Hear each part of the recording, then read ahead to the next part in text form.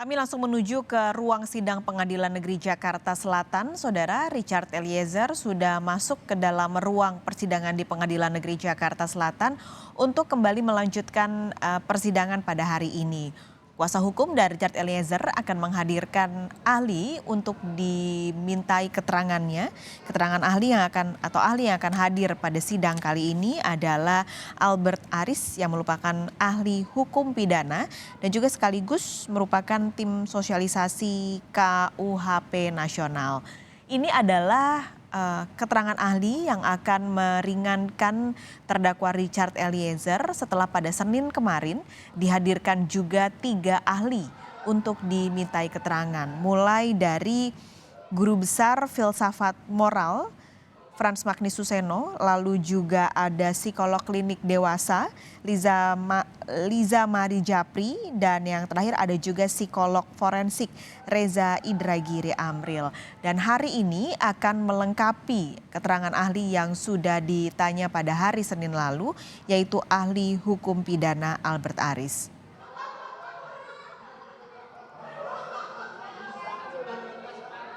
Beberapa hal yang juga sudah dimintai keterangan dari ahli, yaitu beberapa hal yang disampaikan pada Senin lalu dalam sidang kasus pembunuhan Brigadir Yosua yang digelar pada Senin kemarin.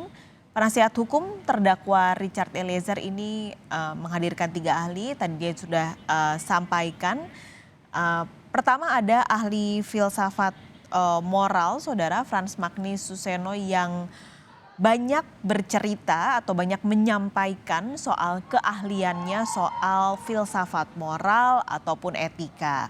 Dari beberapa hal yang disampaikan oleh Frans Magnis dalam sidang Senin kemarin, menurut Frans Magnis, kalau ada orang yang atas perintah orang lain bisa menghilangkan nyawa, dalam hal ini adalah menembak seseorang, sebenarnya bisa dilihat dari kesadaran orang tersebut. Menurut Frans Magnis, dari beberapa kajian ataupun ilmu yang ia pelajari, bisa saja si penembak sebenarnya dalam kondisi kebingungan atau bingung karena berhadapan dengan 2 norma. Itu yang disampaikan oleh Frans Magnis dari sisi keilmuan yang dimilikinya. Sementara dari ahli psikolog forensik yang pada Senin kemarin menghadirkan Reza Indragiri, ini menyampaikan kalau ada kemungkinan Richard Eliezer ini memiliki atau menghadapi tekanan yang sangat besar saat menerima perintah dari Verdi Sambo sebagai komandannya ataupun atasannya. Nah, atas kondisi yang diistilahkan oleh Reza Indragiri adalah superior order defense. Jadi dari 2 ahli ini sama-sama memberi keterangan yang mirip soal kondisi Richard Eliezer ketika di Juli lalu menembak almarhum Brigadir Yosua, saudara. Nah, sekarang hari ini untuk melengkapi keterangan-keterangan ahli yang sudah disampaikan di Senin kemarin akan dihadirkan juga dari sisi keilmuan hukum pidana dan akan disampaikan oleh ahli hukum pidana Albert Aris. Nah, sementara itu 1 ahli lagi yaitu dari sisi psikologi klinis Liza Mari Japri menjelaskan soal kuasa, kembali soal kuasa yang banyak disampaikan dan juga ditekankan oleh ketiga ahli yang hadir pada Senin kemarin. Kenapa sulit sekali mendobrak ataupun menghilangkan situasi dalam penuh tekanan misalnya. Nah, ini menurut Liza Mari Japri, orang yang berada di bawah relasi kuasa biasanya akan menjalankan perintah karena memiliki memori soal konsekuensi. Jadi kalau nanti menolak perintah, tentu ada konsekuensi yang harus dihadapi. Nah, ini juga jadi salah satu keterangan yang disampaikan. Kalau Anda lihat, saudara, dari ruang Pengadilan Negeri Jakarta Selatan, ini adalah gambarnya kalau Anda lihat di sisi tempat penonton ini biasanya kalau sidang Richard Eliezer sudah pasti akan ada tim dari LPSK, mengingat Richard Eliezer merupakan justice kolaborator, maka setiap persidangan akan ada tim dari LPSK. Tapi tidak hanya itu, karena sudah beberapa kali persidangan, ini ada juga kelompok ataupun komunitas yang menamakan dirinya sebagai pendukung Richard Eliezer yang selalu hadir dalam persidangan Richard Eliezer. Jadi kalau tadi Anda lihat dari tempat penonton ataupun tamu berdiri, ini banyak juga kelompok pendukung Richard Eliezer yang menyaksikan jalannya sidang pada hari ini. Tadi juga kuasa hukum Richard Eliezer yaitu Roni Talapesi sempat meminta Richard Eliezer untuk berdiri membalikan badan karena ada beberapa orang yang meminta untuk memfoto Richard Eliezer dari tempat mereka berdiri.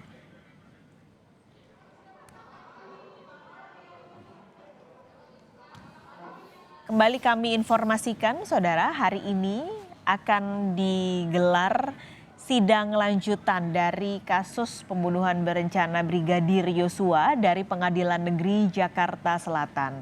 Hari ini kuasa hukum ataupun tim kuasa hukum Richard Eliezer yang diketuai juga oleh Roni Talapesi akan menghadirkan satu orang ahli yang merupakan ahli hukum pidana.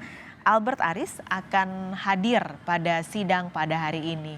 Informasi ini kami dapatkan secara resmi langsung dari kuasa hukum Richard Eliezer, Roni Talapesi, yang pada pagi tadi juga sempat berbincang dengan kami di Breaking News Kompas TV, saudara. Kehadiran dari ahli hukum pidana dalam sidang hari ini menurut Roni Talapesi bukan untuk membenturkan keterangan dari ahli hukum pidana yang diminta atau yang dihadirkan oleh tim kuasa hukum Verdi Sambo dan Putri Chandrawati. Tapi untuk memberi gambaran lebih jelas, saudara, soal kasus ini. Majelis Hakim sudah memasuki ruang persidangan, saudara, artinya sidang akan segera dimulai. Kita akan langsung menuju ke Pengadilan Negeri Jakarta Selatan untuk menyaksikan jalannya sidang hari ini. Saudara Richard sehat hari ini? Sehat, Yang Mulia. Baik, silahkan pindah di sebelah tempat duduk penasihat hukum saudara. Baik, Yang Mulia.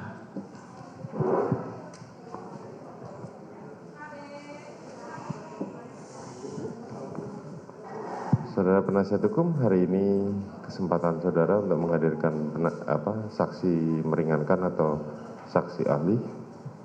Sudah hadir? Terima kasih Mulia dan terima kasih Jaksa Penuntut Umum juga para hadirin yang sudah hadir bahwa hari ini kita akan menghadirkan satu ahli pidana yang mulia.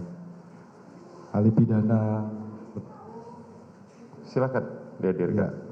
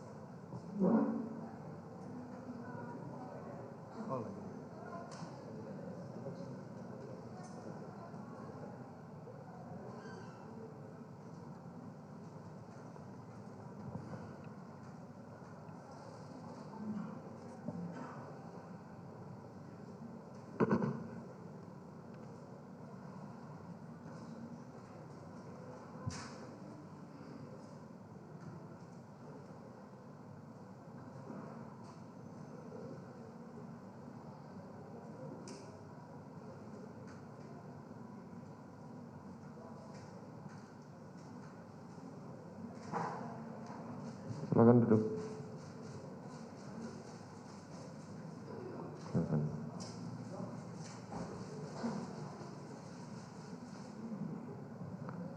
Boleh saya pinjam kurikulum vitae saudara?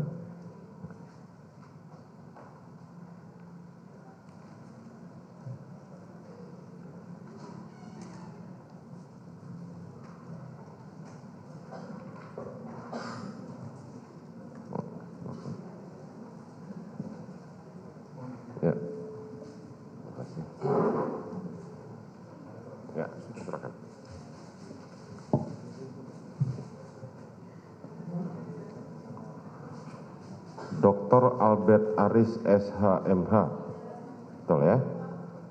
Tempat tanggal lahir 12 Mei tahun 85, alamat Puri Gardena F2 nomor 18A, RT 5 RW 14, Jakarta Barat. Benar ya? Agama Kristen Protestan, pekerjaan pengajar Fakultas Hukum Universitas Trisakti. Ya. Saudara dalam hal ini sebagai ahli untuk menerangkan apa? Mohon izin majelis, Ya. saya hadir di sini untuk menerangkan mengenai kesalahan, pertanggungjawaban, dan juga perintah jabatan atau Amtelk Bevels sebagaimana dimaksud pasal 51 KUHP. Baik. Baik, sebelum saudara memberikan keterangan, saudara terlebih dahulu disumpah. Saudara kenal dengan terdakwa? Tidak ada hubungan keluarga juga ya. Baik, silakan berdiri dulu, diambil sumpahnya.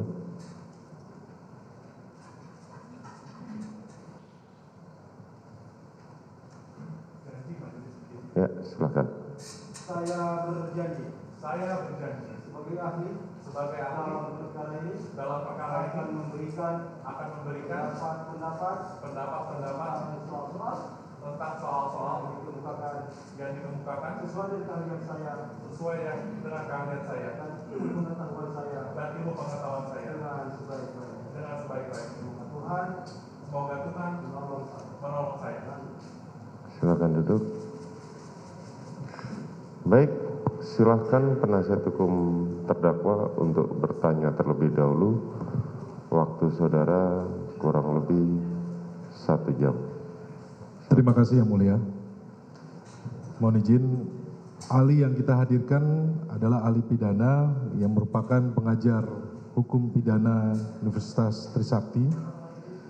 Ahli juga sebagai salah satu anggota tim pembahas RKUHP dan juga sekaligus salah satu jubir dari RKUHP dan atau KUHP yang baru. Kami akan bertanya kepada saudara ahli. Terima kasih untuk kehadirannya pada pagi hari ini, pada siang hari ini di persidangan yang mulia ini. Kami akan bertanya, apakah pengertian perbuatan pidana juga mencakup pertanggungjawaban dalam hukum pidana Indonesia? Sebelum saya menjawab pertanyaan penasihat hukum, perkenankan saya menyampaikan bahwa saya hadir di sini majelis secara pro bono atau cuma-cuma gratis. Dan tanpa mengurangi rasa hormat saya kepada majelis hakim, perkenankan saya menyampaikan ius curia novit, artinya hakim dianggap tahu hukum. Kehadiran saya di sini hanya untuk memberikan perspektif-perspektif yang sekiranya menguntungkan bagi terdakwa Richard Eliezer. Terima kasih. Izin menjawab majelis? Ya, silakan. Baik. Tadi pertanyaan dari penasihat hukum menanyakan apakah ada perbedaan antara tindak pidana dan pertanggungjawaban pidana, kurang lebih seperti itu ya. Tindak pidana adalah suatu perbuatan yang dilarang dan apabila dilanggar diancamkan dengan sanksi atau nestapa berupa hukuman pidana. Nah, hukum pidana Indonesia memisahkan antara tindak pidana dan juga pertanggungjawaban pidana. Artinya, orang yang melakukan suatu tindak pidana belum tentu dapat dimintakan pertanggungjawaban pidana. Ini adalah konsekuensi dianutnya paham dualistis dalam hukum Indonesia yang secara langsung memisahkan antara tindak pidana atau strafbar feit dengan pertanggungjawaban pidana itu sendiri. Nah, kalau kita bicara tentang pertanggungjawaban majelis, itu merupakan suatu keadaan normal psikis yang membawa pada 3 macam kemampuan. Yang pertama adalah kemampuan untuk mengerti makna dan akibat sungguh-sungguh dari perbuatan dimaksud, khususnya perbuatan pidana ya. Yang kedua adalah dia mampu menginsafi bahwa perbuatannya tersebut bertentangan dengan ketertiban umum masyarakat. Dan yang ketiga, yang terakhir, si pelaku mampu untuk menentukan kehendak berbuat